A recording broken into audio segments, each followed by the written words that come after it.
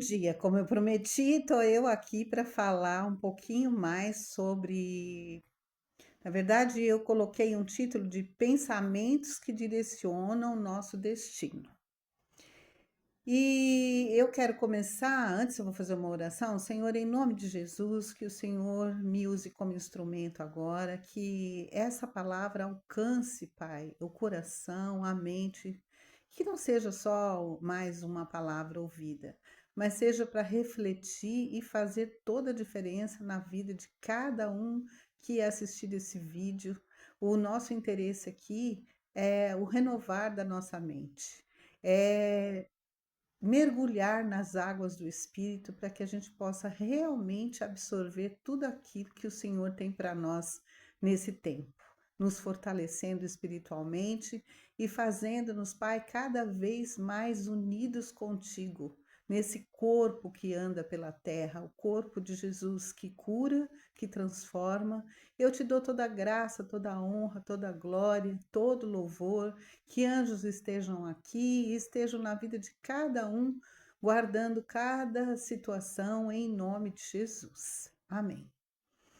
Bom, eu quero começar aqui falando sobre, lendo esse capítulo de Isaías 53, para a gente poder ter uma ideia de como que o nosso pensamento ele é limitado em relação a isso. Ele diz assim, ó: quem creu em nossa mensagem e a quem foi revelado o braço do Senhor, ele cresceu diante dele como um broto tenro e como uma raiz saída de uma seca.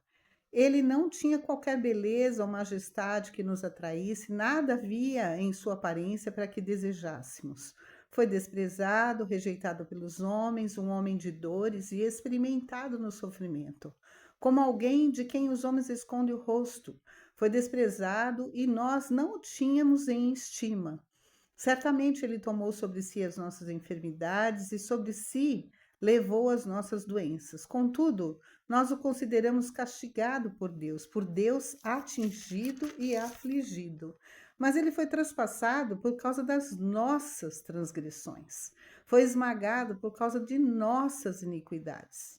O castigo que nos trouxe a paz estava sobre ele, pelas suas feridas fomos curados. Todos nós, tal qual ovelhas, nos desviamos, cada um de nós se voltou para o seu próprio caminho. E o Senhor fez cair sobre ele a iniquidade de todos nós. Ele foi oprimido e afligido, e contudo não abriu sua boca. Como um cordeiro foi levado para matadouro, e como uma ovelha que diante de seus tosqueadores fica calada, ele não abriu a sua boca. Por que eu comecei com esse capítulo? Porque esse capítulo fala do sacrifício de que Jesus fez para que nós tivéssemos uma vida abundante. Então, o que acontece conosco? Por que que esse castigo que trouxe a paz, que estava sobre ele, ele que foi moído por causa das nossas transgressões, por que que nós ainda não podemos sentir essa paz que Jesus trouxe? Nós que simplesmente levantamos a mão e falamos: olha, eu sou de Jesus, eu quero que ele seja o meu Senhor, o meu Salvador, o meu Redentor, o dono da minha vida. Nós que dedicamos a nossa vida em oração. Então, por que que essa palavra, muitas vezes repetida, de forma mecânica, não tem a função que ela tem de elevar o nosso pensamento a Deus e fazer com que toda essa paz, toda essa cura, todas as situações de transgressão sejam esquecidas, para que a gente se entenda como servos de Deus, limpos, lavados no sangue de Jesus, restaurados, para poder seguir a vida forte, fortalecida no Senhor. Por que que a ansiedade toma a nossa mente e nos faz retroceder na fé? Porque a ansiedade ela faz isso, ela faz a gente retroceder na fé. Agora pensa, eu vou lá em Jó e eu quero ler isso para vocês, que eu achei bem, que tem muito a ver com os nossos pensamentos. Diz assim: É Jó 14, de 7 a 9. E por que eu peguei esse texto? Porque nesse texto, Jó, ele está reclamando. Ele está murmurando e falam que o Jó não reclamou. Ele reclamou sim. E ele, muitas vezes, nós estamos iguaizinhos a Jó, né? Ele diz assim, que aqui o Jó ainda não tinha se encontrado com Deus, né? Ele não tinha ele fala, no final ele fala, eu te conheci de ouvir falar, mas agora eu te conheço de estar contigo, de te ver, né? E ele diz assim, Jó 14, 7 a 9. Para a árvore, pelo menos há esperança. Se é cortada, torna a brotar, e os seus renovos vingam. Suas raízes poderão envelhecer no solo, e o seu tronco morrer no chão. Ainda assim, com o cheiro das águas, ela brotará, e dará ramos como se fosse muda plantada. Mas o homem morre e morto permanece. Então, a ideia do Jó é muitas vezes parecida com a nossa ideia, né? Tipo, a árvore é melhor que eu, né? Ele tem maior importância do que a minha vida. Por quê? Porque nós temos, como eu falei naquele áudio que eu mandei, nós vivemos experiências desagradáveis no nosso passado, um passado muitas vezes sem Jesus, ou um passado até com Jesus, mas só de ouvir falar, sem experiências tocantes. E esse passado nos trouxe dores, nos trouxe situações de frustração, de decepção. Tudo isso está na nossa consciência, está aqui, gravadinho, bonitinho, para mostrar para mim todos os momentos que, olha, você vai entrar de novo na mesma situação, olha, você vai acreditar nisso, você vai sair frustrada novamente. E ela vai dando as coordenadas de como eu devo viver. Acredita, mas não acredita muito. Põe o pé, mas põe só um, não põe os dois. E assim a gente vai levando a nossa vida com essas experiências desagradáveis. Mas aí eu conheço Jesus, muda a minha forma de pensar. E mesmo assim, eu acabo orando mecanicamente. Senhor, guarda minha casa. Senhor, eu acredito em Ti. Senhor, nós te amamos. Senhor, tem misericórdia de nós. Que o Senhor supra. Ou então você faz a oração do Pai Nosso, que Jesus nos ensinou, mas de uma forma mecânica, de uma forma vamos dizer assim, meio que na obrigação de fazer, porque ele é Deus, né? Eu lembro que uma vez a gente foi fazer uma cura, e uma cura interior numa pessoa, e essa pessoa ela tinha muita raiva de Deus. A gente sentia isso, né? E a gente declarou isso para ela: olha, você precisa liberar perdão para Deus. Olha que loucura, né? E a pessoa falou: imagina, ele é Deus, como eu vou liberar perdão? Eu não tenho raiva dele, eu gosto dele, né? Mas a verdade é que a pessoa estava magoada, porque ela tinha passado por algumas aflições e ela, no interior dela, ela culpava Deus de tê-la deixado passar por aquelas aflições. E nós não somos diferentes. Então você não pode nem julgar a pessoa e falar, nossa, ela tem raiva de Deus. Não, porque nós também, em muitas situações, a gente fica com raiva. Você quer ver uma frase? Ah, obrigada, Deus, mas essa. Quantas vezes a gente fala isso sem pensar? Quando a gente vê uma coisa ruim, culpando ou justificando as minhas situações difíceis em cima daquele que sabe tudo, ele está no controle de tudo, né? Como é que pode? A gente pensa assim. E na verdade é que a gente deixou o velho eu tomar conta ainda em algumas situações. Quer dizer, nós somos restaurados, nós gostamos de Jesus, nós gostamos de andar, de ler a Bíblia, nós gostamos de orar, nós fazemos tudo direitinho, né? Andamos, procuramos andar retamente, procuramos ser santificados, procuramos não falar palavras de baixo calão, procuramos não ter uma vida mais tão torta como era antes, mas procuramos a santidade. Então, nós entendemos que essa situação vai fazer com que Deus, ele nos abençoe. Olha só. Na verdade, aqui, eu coloquei também um versículo lá que diz que o Senhor fala, por amor a mim, eu não te dei. Então, não é o teu amor que faz com que Deus te abençoe, mas o amor dele sobre você se derrama sobre você para você mudar. Então, é só procurar o amor. E aí eu vou lá para o provérbio, que lá no provérbio 23, no versículo 7, na parte A desse versículo, diz assim: como ele pensa consigo mesmo, assim é. Então, o que os nossos pensamentos têm levado a gente a ser? Né? Eu poderia dar a resposta assim, bem firme, olha, muitas vezes a incredulidade, ela está muito acima da fé. Muitas vezes a gente concorda com o versículo, ele levou sobre si todas as nossas transgressões, pelas suas pisaduras nós fomos sarados, mas esse versículo é mecanicamente falado e mecanicamente absorvido. Ele não tem, você não para meditar no que ele significa dentro da sua mente e do seu pensamento. E eu acho que Deus ele vai dando oportunidades para gente seguir em frente, mudar a nossa vida. Lá em Eclesiastes 3,15 diz assim: o que é já existiu, e o que há de ser também já existiu, e Deus procura de novo o que já se passou. E em outra tradução diz assim: tudo o que acontece ou que pode acontecer já aconteceu antes. Deus faz com que uma coisa que acontece torne a acontecer. Agora pensa, tudo já passou. Tudo isso que ele vê na gente, ele já viu em outras gerações.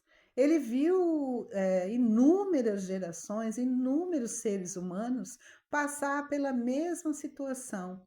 E aí ele fala assim: olha, Deus faz com que uma coisa que acontece torne a acontecer. Então, por quê? Porque ele está querendo mexer na nossa mente, mexer através da palavra, da fonte de água que está dentro de nós.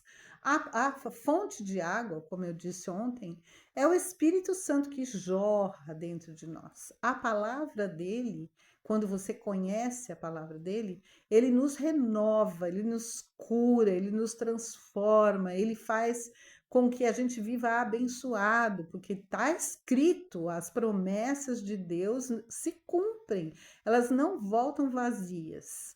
Então, como que é viver em ansiedade? É sair do passado e sair do futuro. E nesse tempo de agora, entrar no renovo do Senhor. E aí eu vou citar outros versículos para você entender. Jeremias 1,10 diz assim: a autoridade, ele deu para Jeremias a autoridade para arrancar, despedaçar, arruinar e destruir, para edificar e plantar.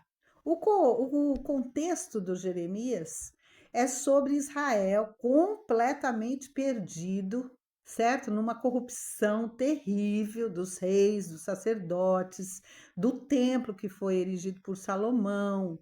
Tudo está corrompido, tudo está terrivelmente fora da vontade de Deus. E Jeremias ele foi levantado para consertar tudo isso. Mas para consertar, Deus coloca sobre ele a autoridade para arrancar, despedaçar, arruinar e destruir, para edificar e plantar. Quer dizer, ele vai destruir tudo aquilo que foi construído de forma errada e para reconstrução, para edificação. E isso acontece, a gente sabe que o contexto de Jeremias é bem complicado, ele está no tempo onde a Babilônia invade Jerusalém, leva pessoas cativas, muita mortandade, faz um cerco, as pessoas passam fome, e Jeremias chora, vê tudo isso e chora, e pede a Deus, e clama a Deus que tudo isso acabe, mas na verdade era juízo de Deus, né? Às vezes até quando a gente olha para uma situação tão ruim, né, muitas televisão, a internet traz situações horríveis e a gente pensa, meu Deus, tem misericórdia, muda, e ele não muda a situação. E aí a gente fala, meu Deus, por que que o Senhor não muda a situação? Então, porque ele está arruinando, porque ele está destruindo o que foi construído errado para poder edificar e plantar. E aí a gente chega a uma coisa interessante. Jeremias, eu vou até ler esse pedaço, Jeremias 18. E olha só que coisa magnífica, e isso ele está falando para a comunidade de Israel, mas a gente vive isso tranquilamente, individualmente, né? Olha só, ele diz assim: esta é a palavra que veio a Jeremias da parte do Senhor. Vá à casa do olheiro e ali você ouvirá a minha mensagem. Então fui à casa do olheiro e o vi trabalhando com a roda. Mas o vaso de barro que ele estava formando estragou-se em suas mãos. E ele o refez, moldando outro vaso de acordo com sua vontade. Então o Senhor dirigiu-me a palavra: ó comunidade de Israel, será que eu não posso agir com vocês como fez o oleiro? Pergunta o Senhor. Então, olha, veja como tem a ver, né? Ali é a comunidade de Israel corrompida e tudo mais, que foi para o exílio. Mas a nossa vida também passa por situações muito complicadas que ele está arruinando, que ele está destruindo a forma de pensamento. Então, e olha, Jesus, isso é uma realidade, a gente precisa expor bem. Jesus, ele não veio para trazer nenhum tipo de doença. Ele não veio para. Você não viu na história ele trazer a doença para depois curar. Você não viu na história nada que fizesse a pessoa se adoentar para depois haver a cura, né? O que a gente vê é Jesus curando. A gente vê Jesus colocando uma nova visão num cego. A gente vê um surdo ouvindo. A gente vê uma pessoa paraplégica andar novamente. Então, o que a gente vê é restauração, renovação de uma pessoa, né? A gente vê, por exemplo, na mulher samaritana, o renovo que ela recebeu, né? O perdão que ela recebeu ali. Era uma pessoa rejeitada, porque era de vida, vamos dizer assim, vida fácil, 5 maridos, que eu não acho nada fácil. Mas, enfim, ela recebeu a restauração. E quando Deus ele mostra essa situação para o Jeremias, o que, que ele está mostrando? Ele vai fazer, ele vai destruir aquele vaso que está formado errado, o oleiro, e vai reconstruir, certo? E o Senhor faz isso na comunidade de Israel. Ele leva todo mundo cativo durante 70 anos e depois traz de volta. A ideia dele não era simplesmente castigar, mas ensinar o povo que é muito melhor viver debaixo da obediência do Senhor. E naquela época era lei, então era obediência. Agora veja, nós estamos no tempo da graça. Ah, você não sabe o que é tempo da graça. O tempo da graça é não ter que passar por nada disso que eles passaram, porque Jesus levou sobre si todas as nossas dores, pelas suas pisaduras nós somos sarados. Nós rejeitamos ele, mas depois nós voltamos para ele e ele nos perdoou, nos lavou, nos limpou, nos deu dignidade, dignidade de sermos honrados como pessoas boas, mesmo tendo um passado difícil, ele nos colocou em honra como servos, muito mais que servos. Ele fala: agora eu chamo vocês de amigos, né? Como ele falou para os discípulos lá. E nós estamos vivendo esse tempo da graça. Já pensou que coisa maravilhosa? Você não ter que passar por nada dessas situações que Israel passou, simplesmente clamar a Deus e ele vai responder. E isso acontece com Jeremias também. Vamos lá, no capítulo 33 diz assim: capítulo 33, 3 diz assim: clame a mim e eu responderei e lhe direi coisas grandiosas e insondáveis que você não conhece. Então, o que está faltando? Por que a gente ainda tem uma mente ansiosa, cheia de problemas, cheia de dificuldade? Por que a gente pensa, ai, agora eu estou doente, agora eu vou gastar dinheiro com remédio, vai faltar para mim, vai ser um mês complicado, ah, eu estou sofrendo por isso, por aquilo. Por que a gente, ao invés de falar essas coisas, a gente não para e não pede a Deus, não clama a Deus?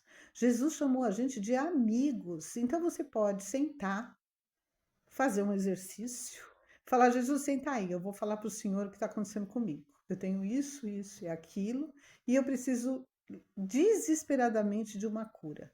Preciso de uma cura interior, preciso de uma cura na minha mente. Eu preciso ter consciência do que está travando o meu ser, de buscar verdadeiramente a Ti. E eu lembro também, posso dar o testemunho de alguns conselhos, né, que a gente chama de cura interior, mas na verdade são conselhos que a gente dá, a gente ora. E de um rapaz que foi na minha casa e ele falou, ele expôs lá o problema dele e ele falou assim: olha, nós oramos, eu aconselhei, e ele falou assim: quando eu estou aqui, parece que é tudo tão fácil. Eu consigo enxergar o meu problema, eu consigo entender a solução. Quando você ora, me sinto em paz. Mas depois que eu saio daqui, a angústia, a dor, a situação de conflito volta tudo de novo e eu não sei o que fazer.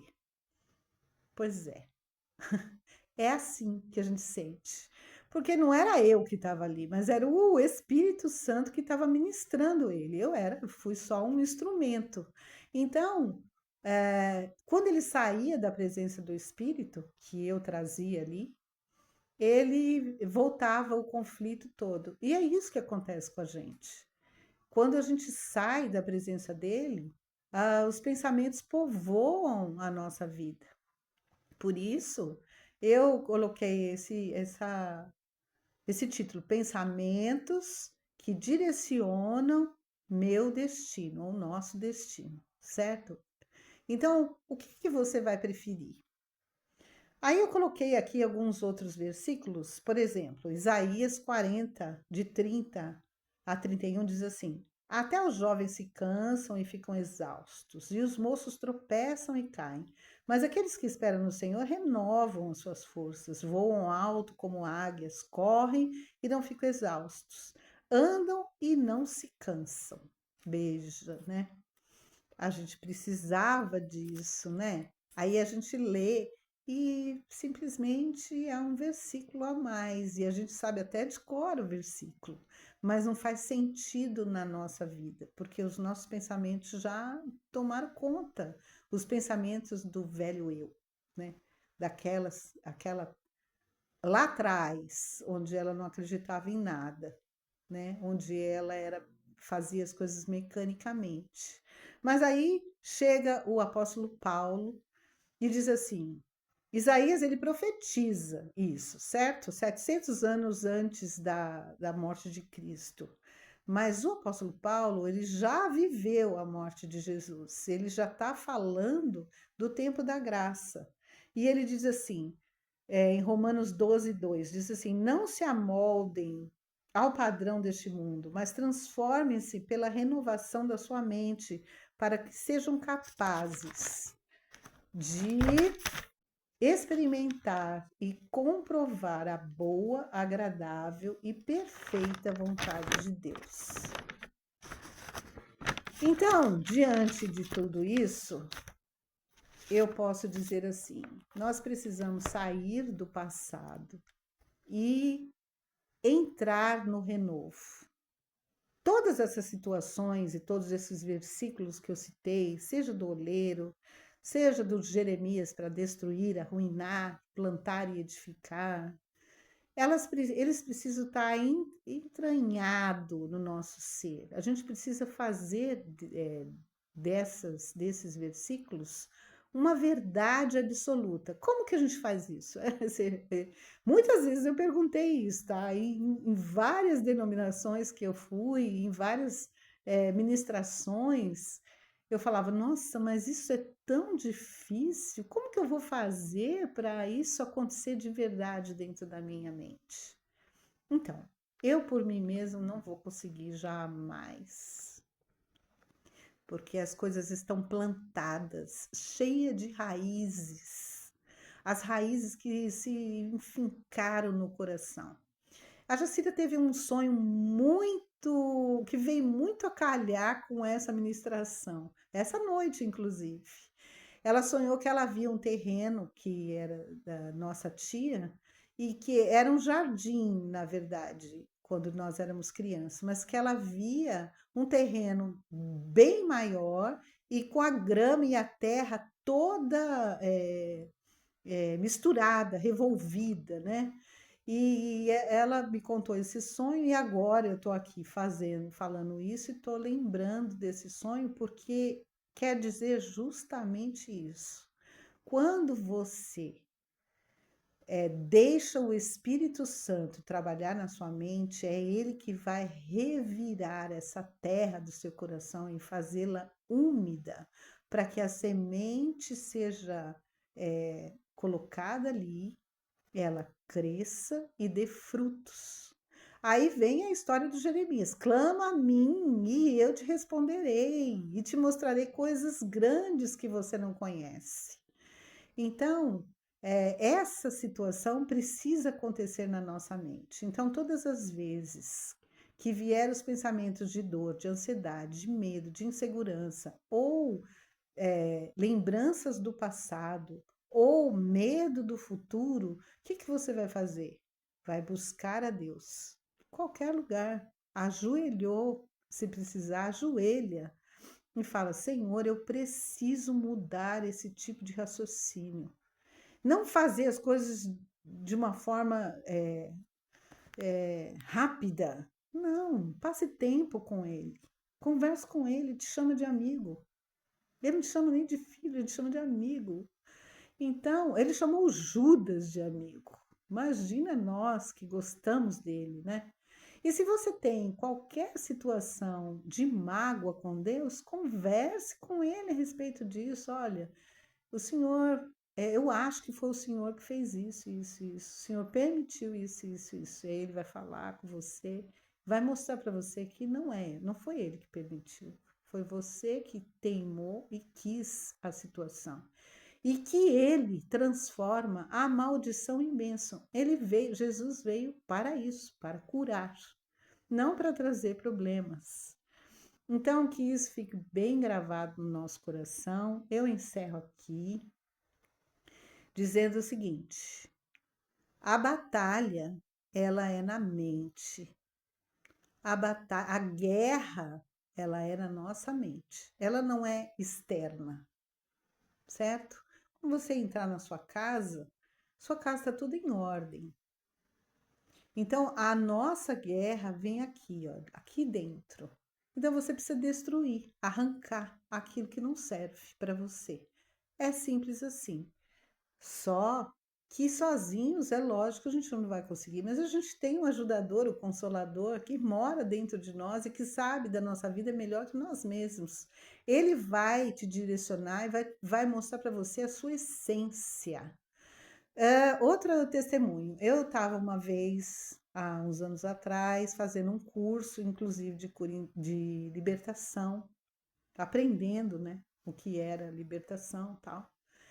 E a, a administração foi indo e eu falei: nossa, mas se eu for tirar tudo isso de mim, não vai sobrar nada. Porque a pessoa que estava ministrando estava falando, né, essa que ela está falando sou eu, né? É a minha forma de enxergar as coisas. E Eu lembro que eu ouvi uma voz dizendo assim: eu trabalho com a essência. Ou seja, pode jogar tudo no lixo, porque eu trabalho com a essência. Minha resposta: jogo tudo no lixo. Mas eu vou falar para você, eu saí de lá bem brava, eu não saí feliz, não. Saí brava, porque eu falei, é muito difícil encarar isso. Outro testemunho que eu tenho na minha vida é quando eu cheguei aqui nessa casa, eu olhava, tem uma porta de vidro aqui, e eu olhava aquela natureza imensa, e a gente não era nada diante do poder daquela coisa enorme, né? Aquela fauna, aquela flora gigantesca. E a gente se via muito pequeno e dava um certo medo. E um dia eu estava na porta olhando e falei: Deus, é muito poderoso, é muito majestoso, é muito.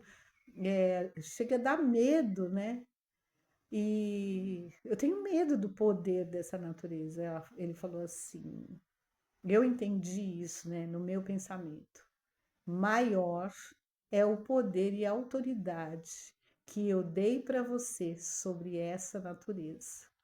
E eu, lógico, levei para pensar, né? Mesmo assim, dá um medinho, mesmo sabendo da autoridade, dá um certo medinho. Mas aí a gente vive aqui e vive muito bem, mesmo sabendo que tem cobra venenosa, que às vezes tem jaguatirica, tem onça, que nós estamos no meio da Mata Atlântica. Nunca aconteceu nada conosco, porque Deus é conosco, Ele nos assegura. O lugar que eu estiver será seguro para mim, e Ele vai suprir todas as nossas necessidades. Então não tem por que ter medo, não tem por que ser ansioso. O que você precisa é clamar a Deus e Ele vai responder.